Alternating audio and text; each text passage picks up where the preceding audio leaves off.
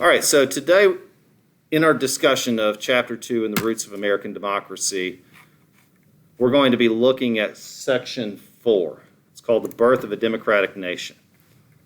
And the big idea here is that these principles and theories that we're talking about have a real influence over the shape of our government. You know, this idea of representative democracy means not that we just have one person who represents our whole country. It means that we have three branches, and within those branches are all these little branches that boil all the way down to local government, and the mayor, and city council, and a county commissioner, and that all these big ideas really influence the daily workings of our life. So some of the terms you'll see. The underlying question that we talked about at the beginning of this lesson is, why did the colonists rebel against Great Britain? Some of it was based on these ideas, equality, independence. Some of it was also economic. I mean, there were quite a few folks who were very grumpy just simply because the British government was affecting their bottom line. And those were very influential people as well.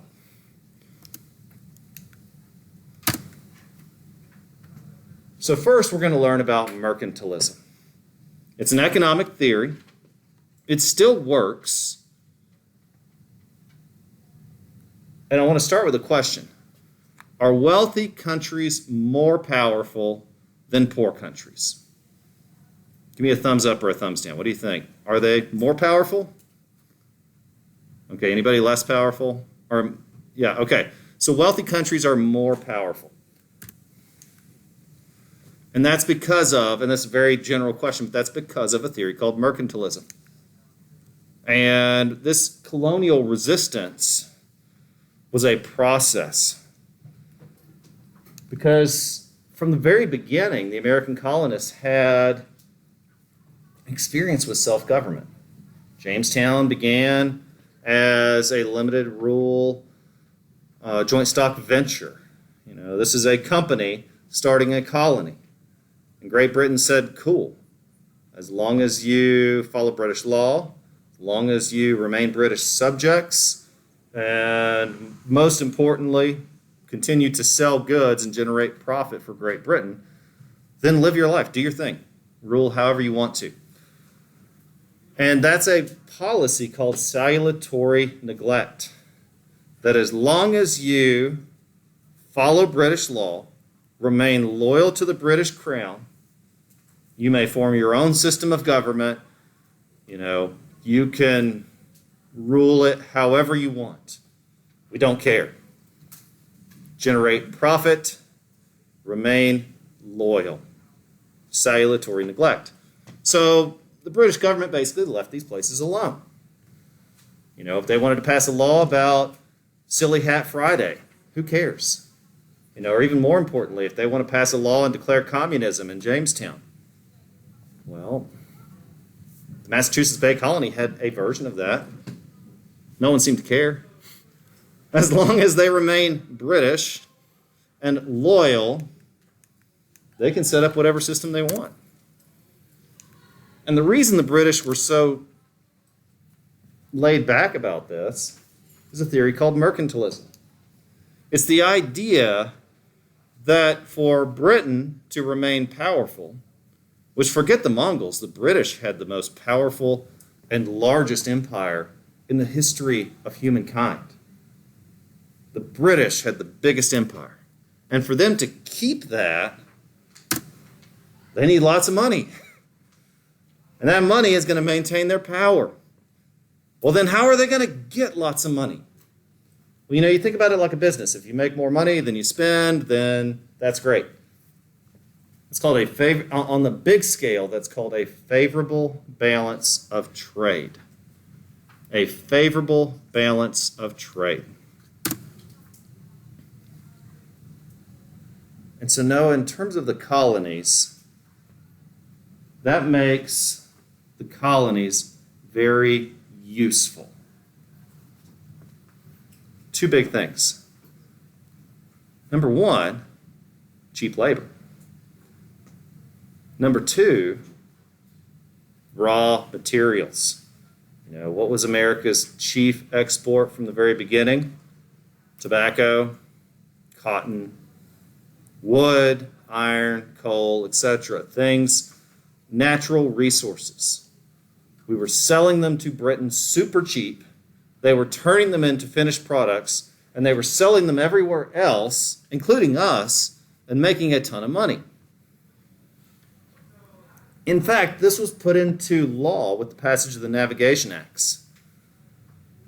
The Navigation Acts required that the British colonies only sell to Great Britain and only buy from Great Britain. In fact, when India was rebelling against the British government, one of their acts of rebellion was to make their own clothes. They could be arrested for making their own clothes. Anyway.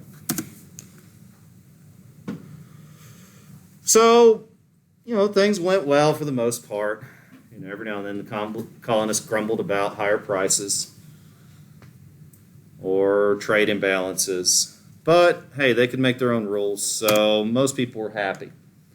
Until a global conflict, the French and Indian War. Guess what? It was a war over control of colonies. And wars are incredibly expensive. Well, the British won the war at great cost.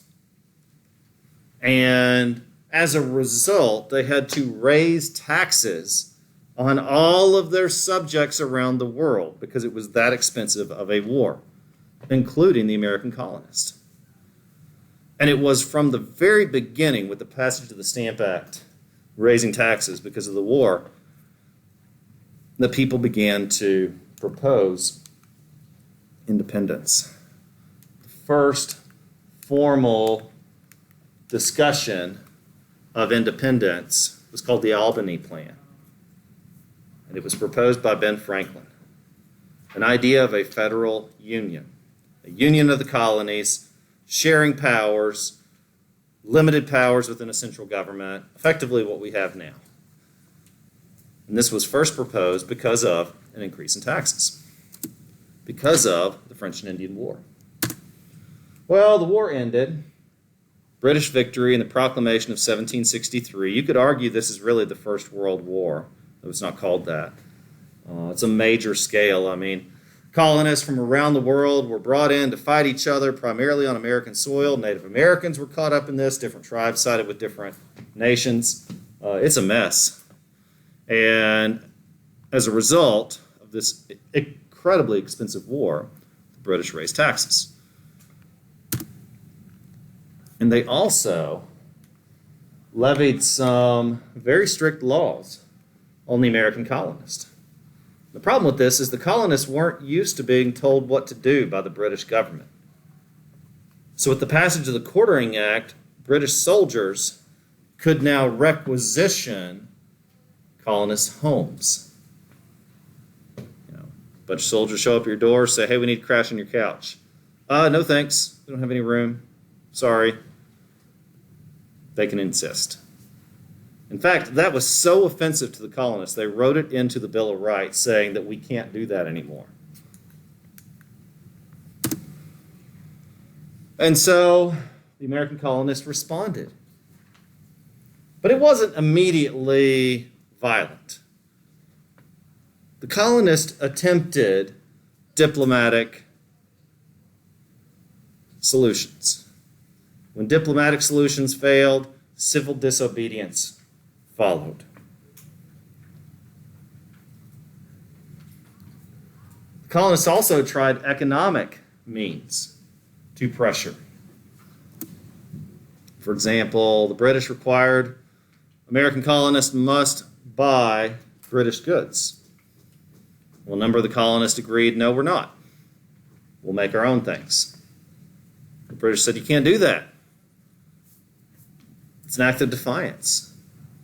But civil disobedience works when enough people break the law. Because remember, for a law to work, it has to be easily understandable, generally agreed upon, and enforceable. And if you're missing one of those, then a law will fail. So if enough people break the law, it eventually fails. So with the passage of the Stamp Act, which also people hated because this was a direct increase in taxes for colonists who already didn't get to vote in the British government, people began to oppose this. In fact, it led to a massive boycott, first begun by the Sons of Liberty, led by Sam Adams, but a massive boycott of British goods. And with this, the colonists sent a formal declaration of rights and grievances. This wasn't yet a Declaration of Independence. This was more of a 95 Theses, a list of complaints, things the British government could fix, and if they fixed them, we're good. And the British government said, okay. And they agreed to fix a lot of the things. They took away the Stamp Act. However, the British government responded with the Declaratory Act. This gives Parliament the right to impose taxes and to pass laws affecting the colonists. As a result, the British government passed the Townshend Acts. New taxes. Okay, so Stamp Act went away. Stop your whining. However, we retain the right to make laws that affect you. And some of those laws will be taxes. And the first thing they do is pass a new law with new taxes. A tax on imports, writs of assistance, which led to further boycotts and destructions of property. The most famous of those was the Boston Tea Party, where colonists dressed as natives snuck on board a number of massive tea shipments and dumped it all into the harbor. And this culminated with the Boston Massacre. It's the Kent State of its time, if you're familiar with that incident. A group of peaceful protesters gathered in Massachusetts to talk about the Townshend Acts and how the British government were treating them unjustly. The British soldiers arrived to dispel the crowd, to make them go home, and they didn't want to go home. And somehow, you hear different sides of the story, but somehow a shot was fired by a British soldier, and then more shots were fired, and several people were killed.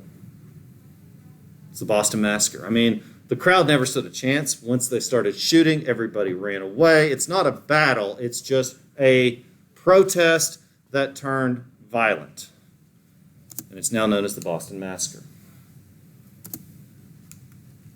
Well, that wasn't the end of British rule. Sadly, we've had those sorts of instances in recent modern American history. Things like that have happened in the past year. Doesn't mean the government goes away. Now, with the Tea Act, the British authorized the East India Company to ship tea to the colonists without paying these taxes. So the colonists were having to pay import taxes unless, and there was a big exception, this British tea company didn't have to pay them. And so now the British are passing laws that only affected the colonists and didn't affect native British subjects.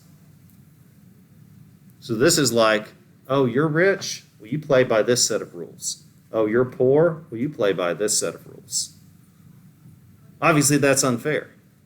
And it gave the British businesses an unfair advantage.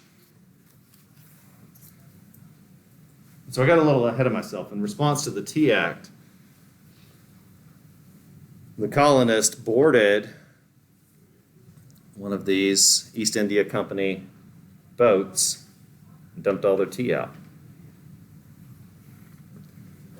The British response to this limited colonist civil rights. So in times of severe unrest, a government may resort to certain measures to keep the peace. The most extreme of those tend to be martial law. You've probably seen that in movies where you have soldiers on the street directing traffic. And it's pretty scary. If you go to some countries that have this type of martial law, you see soldiers with machine guns walking down the street. And it's kind of scary. And colonists were very upset by this. They now had curfews. They now had to abide by very strict rules. And the British were cranking down to try to restore order. And so the Intolerable Acts restricted the rights of these colonists. So all of these factors were upsetting. And all of these are various influences toward the American Revolution. And with the passage of the Intolerable Acts, the colonists began to organize. In fact, the First Continental Congress was called 2 years prior to the Declaration of Independence. And this Congress had representatives from all the different colonies, 12 anyway. New Jersey was a royal colony, directly controlled, and the governor, in fact, the son of Ben Franklin, wanted nothing to do with the rebellion. Father and son never spoke to one another again after this. So, delegates from 12 of the colonies came. The big thing they agreed on was that all of the old rights they once had needed to be restored.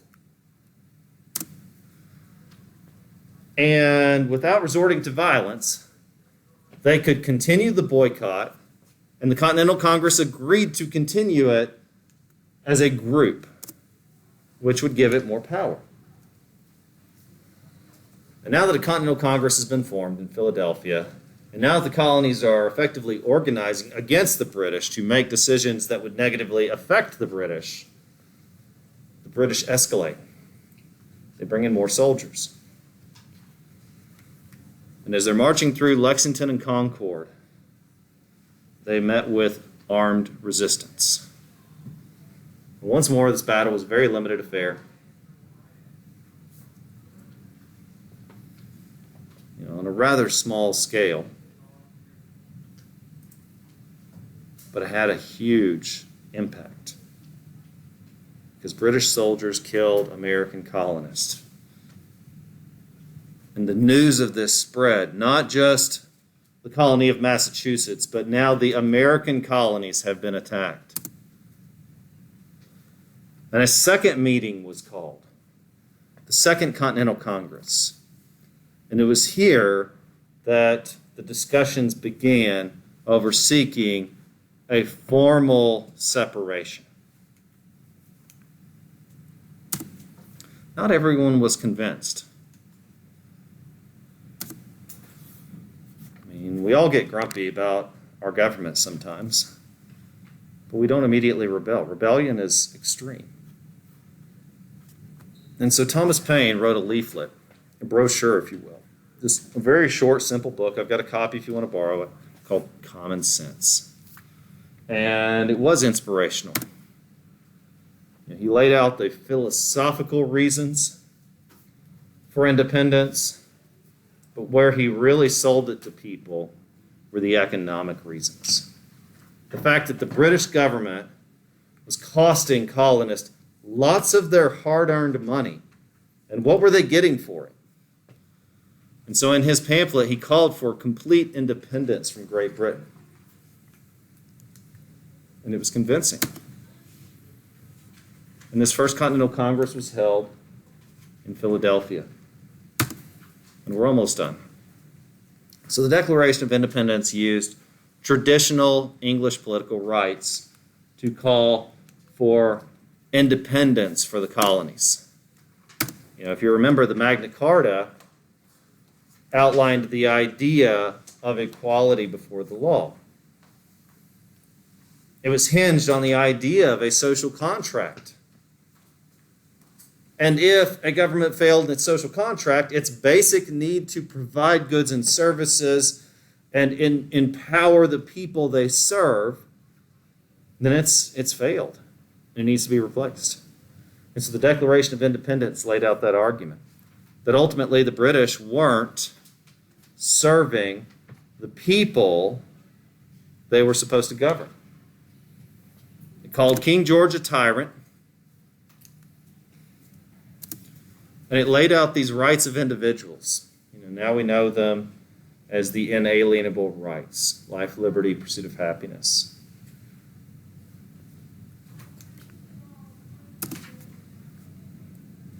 And the Declaration goes into the purpose of government. And the preamble in the Constitution expands on the purpose of government and how its real purpose ultimately is to protect these rights. That a government should be based on the consent of the governed. And that if a government fails in this, that the people have the right to overthrow said government if they display a complete disregard for these basic rights that are outlawed or outlined in the Declaration of Independence.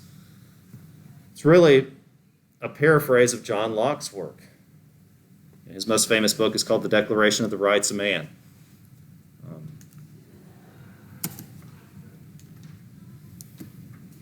And so this Second Continental Congress agreed that these would be the goals of their revolution.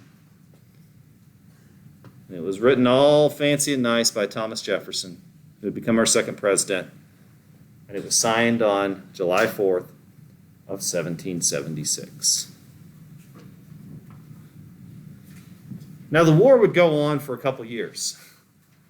And we wouldn't have the government we know today until 1789, so roughly 11 years after the country began. And then it almost fell apart several more times, and it's still to be continued. But that still makes July 4th a really awesome holiday. With all of its hypocrisy, the fact that there were no provisions given to enslaved people, the fact that all men created equal really just meant white male property owners. With all the hypocrisy therein, the underpinning principles of equality laid a foundation for an ongoing civil rights movement. So it's a big deal.